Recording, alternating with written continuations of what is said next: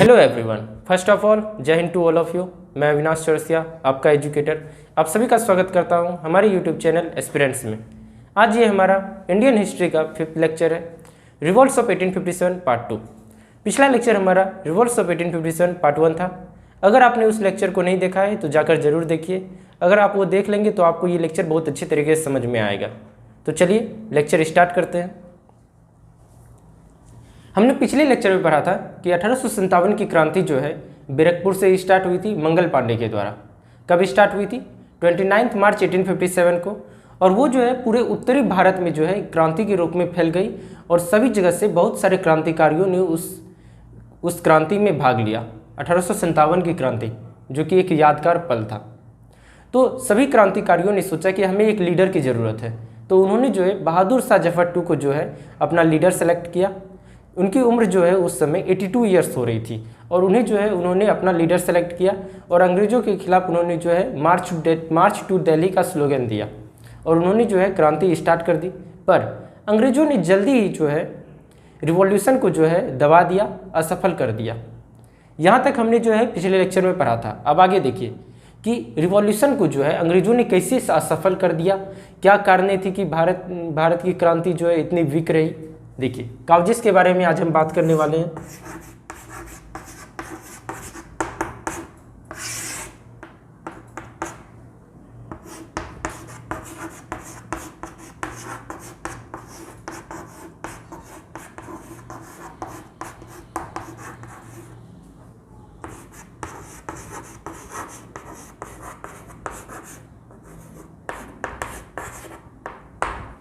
पहला काउज है हमारा lack of effective leadership. Effective leadership की कमी होने के कारण, एक अच्छे लीडर नहीं होने के कारण जो है क्रांतिकारियों का जो है विश्वास जो है उन पर से उठ गया कि हमारा लीडर मजबूत नहीं है। उससे जो है उनको जो है लड़ाई में जो है क्रांति में जो है बहुत परेशानी हुई। क्योंकि आप जानते हैं अगर कोई टीम को जो है एक एक्टिव लीडर यूज करता है, एक इफेक्टिव पर्सन लीड करता है, तो वो कंपनी जो है जीतती ही है, वो टीम जीतती है। ठीक है, तो लैक ऑफ इफेक्टिव लीडरशिप होने के कारण जो है भारत जो है क्रांति में जो है अच्छे तरीके से अपना सबूत नहीं दे पाया कि हमें कितना जोर है। इस कारण भी जो है हमारा जो है 1857 की क्रांति जो है असफल रही। हमारे उस समय लीडर कौन थे ये भी आपको पता होना चाहिए। हमने जो है बहादुर शाह जफर टू को जो है, जो कि 82 ईयर्स के थे, उन्हें जो है लीडर बनाया था। और एक बात आप याद रखिएगा, अलेक्जेंडर ने एक बात कही थी, I am not afraid by the group of lions who was led by an wolf, I am afraid by the group of wolf who was led by the lions। Alexander ने कहा था, मैं शेरों के झुंड से नहीं डरता जिसका जो लीडर है वो एक भेड़िया है। मैं शेरों के झुंड से नहीं डरता जिसका लीडर जो है एक भेड़िया है। मैं भेड़ियों के झुंड से डरता हूँ जिसका लीडर जो है एक शेर है। तो इसलिए ये बात आप याद रखिएगा।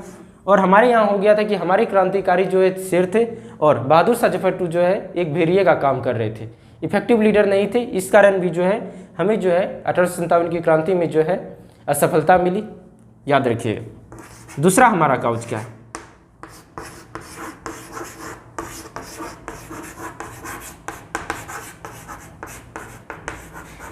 दूसरा हमारा काउज है पुअर कोऑर्डिनेशन। पुअर कोऑर्डिनेशन क्यों? ये देखिए, उत्तरी भारत में जब क्रांति स्टार्ट हुई थी तो दिल्ली में जो है बहादुर शाह जफर टू लड़ रहे थे, फिर झांसी में रानी लक्ष्मीबाई, फिर कानपुर में आपके तात्या तोपे। किन्हीं के बीच जो है एक कोऑर्डिनेशन नहीं था कि हम लोग जो है साथ में लड़ सकते, एक यूनिटी नहीं था। सब अपना अलग अलग लड़ रहे थे। और आपको ये बात याद होनी चाहिए कि कोई भी युद्ध जो है ब्रेन से जीता जाता है, दिमाग से, माइंड से जीता जाता है, मसल की पावर से नहीं जीता जाता है। इस कारण भी जो है हमें जो है असफलता का सामना करना पड़ा। पुअर कोऑर्डिनेशन था रिवॉल्यूशनरीज के बीच में। तीसरा देखिए,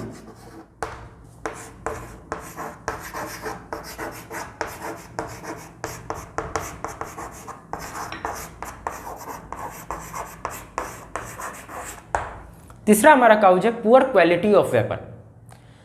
हम लोग जो वेपन यूज करते थे उस समय 1857 की क्रांति में, हमारे पास अच्छे वेपन नहीं थे और अंग्रेजों के पास तो बहुत अच्छे वेपन थे। इस कारण भी जो है हमें जो है हार का सामना करना पड़ा। ये भी एक काउज बनता है, पुअर क्वालिटी ऑफ वेपन। याद रखिएगा।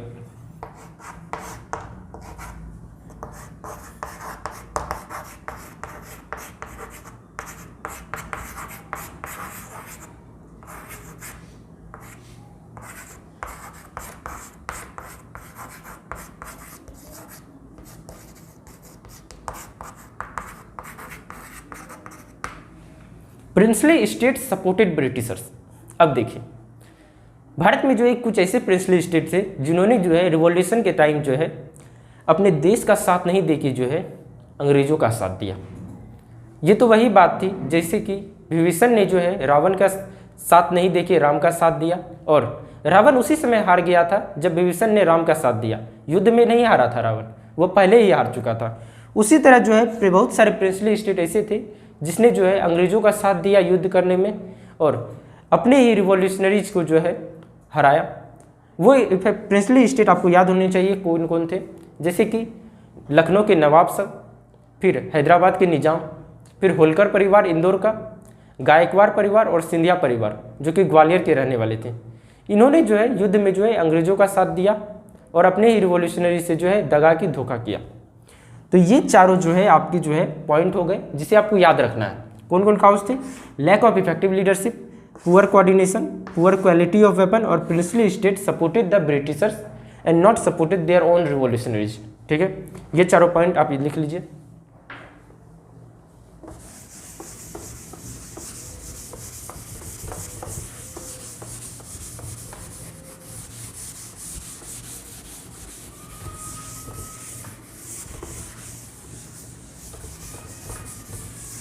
चलिए, अब हम लोग पढ़ने वाले हैं कौन कौन से इंपॉर्टेंट लीडर थे जिन्होंने जो है 1857 की क्रांति में बहुत अहम भूमिका निभाई थी। तो देखिए इंपॉर्टेंट लीडर्स।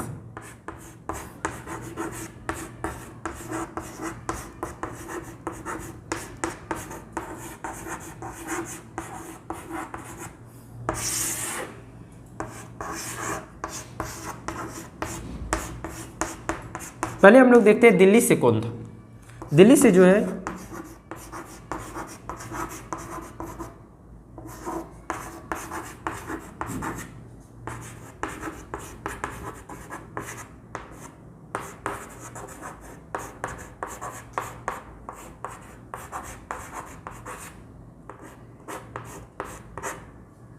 दिल्ली से जो है बहादुर शाह जफर टू थे और बख्त खान थे। बख्त खान जो है बहादुर शाह जफर टू के ही सेनापति थे। इन्होंने जो है दिल्ली का मोर्चा संभाला हुआ था, बहादुर शाह जफर टू और बख्त खान। दूसरा देखिए,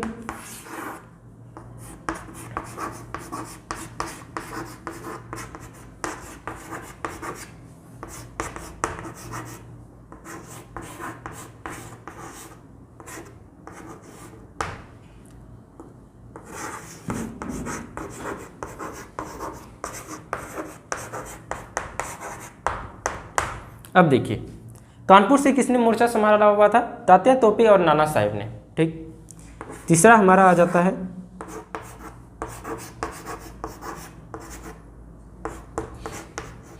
तीसरा हमारा है झांसी। झांसी से रानी लक्ष्मीबाई ने मोर्चा संभाला हुआ था।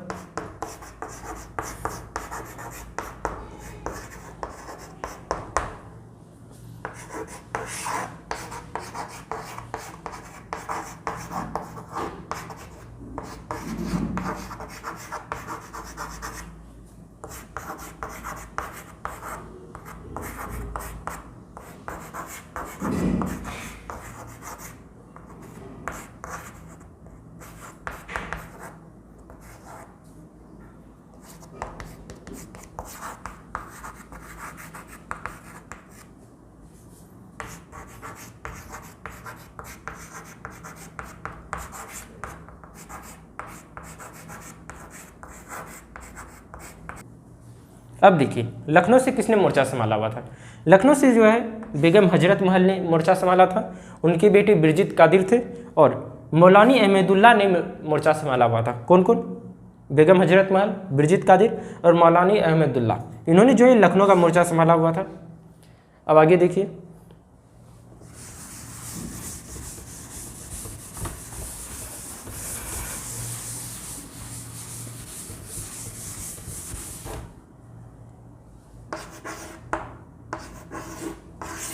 अब देखिए बिहार से किसने मोर्चा संभाला था? बिहार के लीडर, इफेक्टिव लीडर जो थे वो थे हमारे कुंवर सिंह,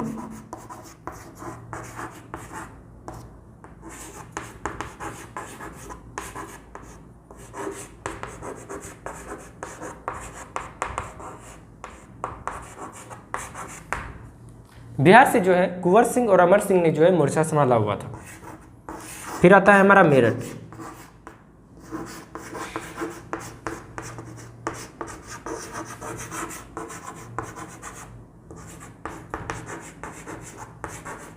मेरठ से कदम सिंह ने मोर्चा संभाला था।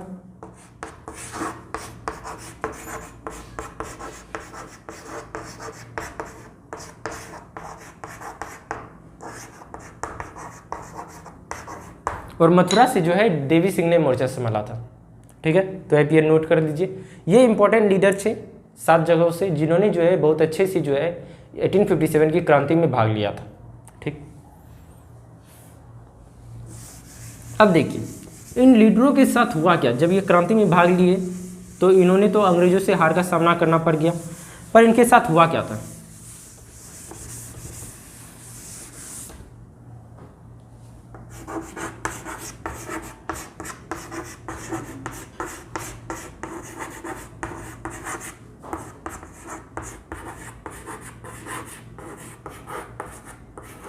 What happened to the leaders? पहले हम लोग बात करते हैं बहादुर शाह जफर का।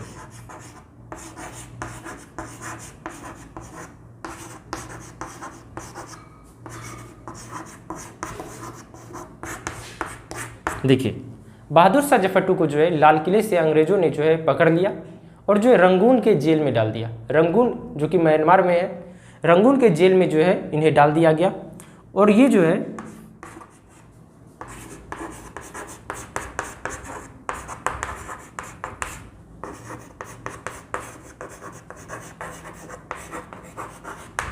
Saint to jail at Rangoon, पकड़ के इन्हें जेल में डाल दिया गया, रंगून के जेल में। और 82 ईयर्स के तो वो पहले ही हो चुके थे, आप जानते हैं 82 ईयर्स के तो वो पहले ही हो चुके थे। पर 1892 में जो है इनकी मौत हो गई। कहाँ पर? रंगून में, जेल में ही जो है 1892 में इनकी मौत हो गई। फिर दूसरे हैं जिसे नाना साहब के साथ क्या हुआ।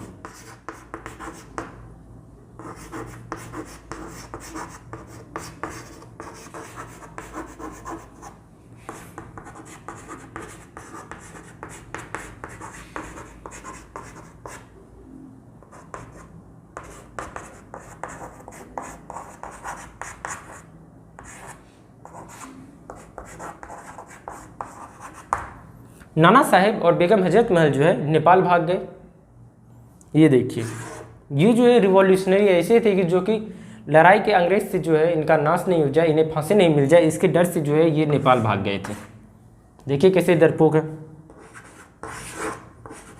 पर इन्होंने जो है रिवॉल्यूशन में बहुत अच्छे तरीके से भाग लिया, हमें इसकी सराहना करनी चाहिए। अब देखिए अब रानी लक्ष्मीबाई।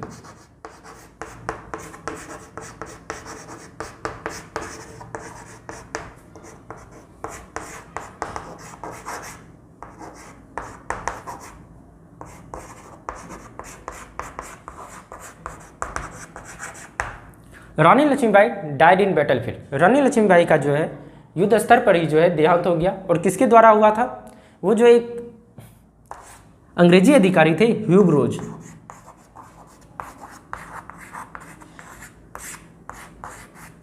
ह्यूग रोज ने जो है रानी लक्ष्मीबाई को जो है मार दिया था बैटलफील्ड में, युद्ध स्तर में।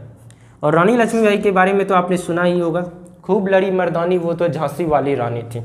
ऐसी थी हमारी झांसी वाली रानी, जिन्होंने जो है बैटलफील्ड में अपना जो है दम तोड़ा लड़ते हुए, वो भागी नहीं।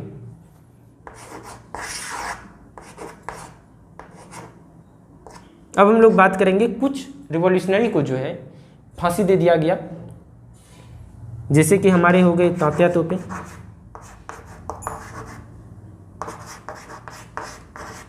मंगल पांडे,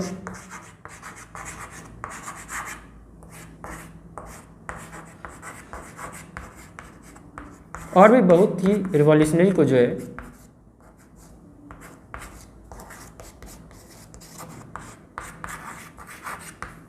और भी बहुत सारे रिवॉल्यूशनरीज को जो है जैसे कि तात्या तोपे हो गए, मंगल पांडे हो गए, इन्हें जो है फांसी दे दिया गया। अंग्रेजों ने जो है इन्हें फांसी दे दिया।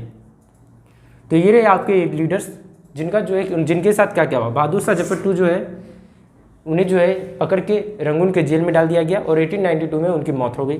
नाना साहेब और बेगम हजरत महल जो है नेपाल की तरफ चले गए। रानी लक्ष्मीबाई बैटलफील्ड में डाई हुई, किसके द्वारा? ब्रिटिश ऑफिसर ह्यू ग्रोज के द्वारा। और तात्या तोपे और मंगल पांडे जो है इन्हें जो है फांसी दे दी गई। अब हम इसका इम्पैक्ट देखेंगे, इसका इम्पैक्ट क्या हुआ था।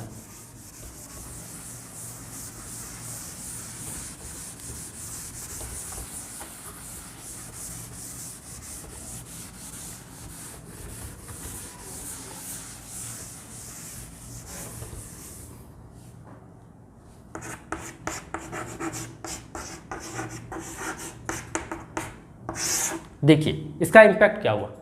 जब ये घटना जो है 1857 की क्रांति के बाद जो है, जब क्वीन विक्टोरिया के पास गई, इंग्लैंड की इम्प्रेस जो थी क्वीन विक्टोरिया, उनके पास जब ये खबर गई तो उन्होंने कहा कि ईस्ट इंडिया कंपनी जो है भारत में शासन करने गई है या खून खराबा करने गई है, वो इतना किल मार क्यों रही है दूसरे को।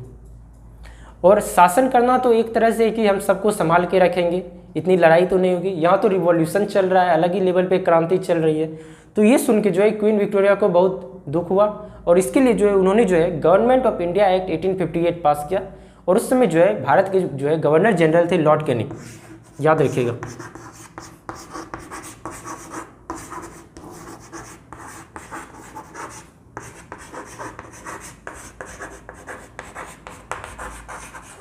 गवर्नर जनरल थे लॉर्ड कैनिंग भारत के। तो क्वीन विक्टोरिया ने इन्हें आदेश दिया कि आप जो है गवर्नमेंट ऑफ इंडिया एक्ट 1858 पास कीजिए, जिसके अनुसार जो है ईस्ट इंडिया कंपनी का पावर जो है भारत में ख़त्म किया जाएगा, अंत होगा। और अब जो है इंडिया को जो है क्वीन विक्टोरिया डायरेक्ट जो है ब्रिटिश क्राउन के द्वारा चलाया जाएगा, ठीक है। तो ईस्ट इंडिया कंपनी का उस समय अंत हो गया और ब्रिटिश कंपनी जो है इस्टेब्लिश हो गई, ब्रिटिश कंपनी जो है भारत में इस्टेब्लिश हो गई। अब जो ये सारा चीज़ जो है अंग्रेजों के द्वारा डायरेक्ट क्वीन विक्टोरिया की कमान के द्वारा संभाला जा सकता था, ठीक। तो कौन सा एक्ट लाया गया था, याद रखिएगा।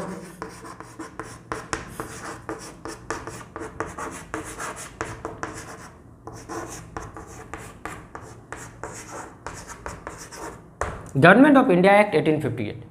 इसके द्वारा जो है, इसके according to this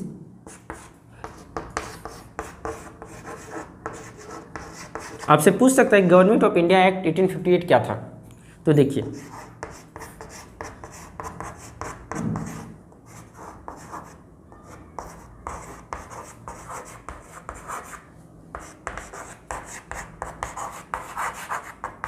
power of east India company का जो है अंत हो गया भारत में और भारत को जो है अब जो है ब्रिटिश क्राउन क्वीन विक्टोरिया संभालेगी। और दूसरा था जो कि गवर्नर जनरल का पोस्ट था,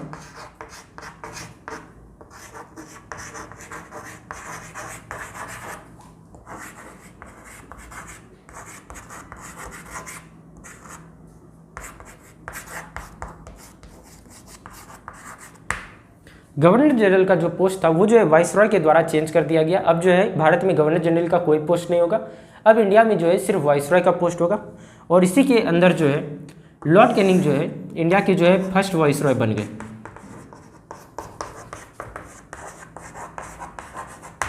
ठीक है।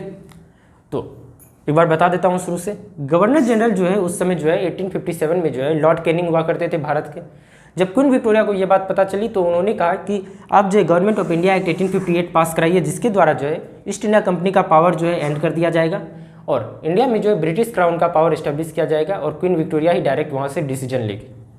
और सेकंड क्या था कि पोस्ट जो गवर्नर जनरल का जो है वो चेंज करके वाइसरॉय कर दिया गया और इसी के द्वारा जो है गवर्नर जनरल जो लॉर्ड कैनिंग थे वो जो है इंडिया के लास्ट गवर्नर जनरल और फर्स्ट वाइसरॉय बन गए। तो ये क्वेश्चन आपको आता है, who is the last governor general of India, तो lord Canning, and who is the first viceroy of India, British India, तो वो हमारे हो गए लॉर्ड कैनिंग, फर्स्ट वाइसरॉय, ठीक है। तो ये जो है आपका जो है इम्पैक्ट हुआ।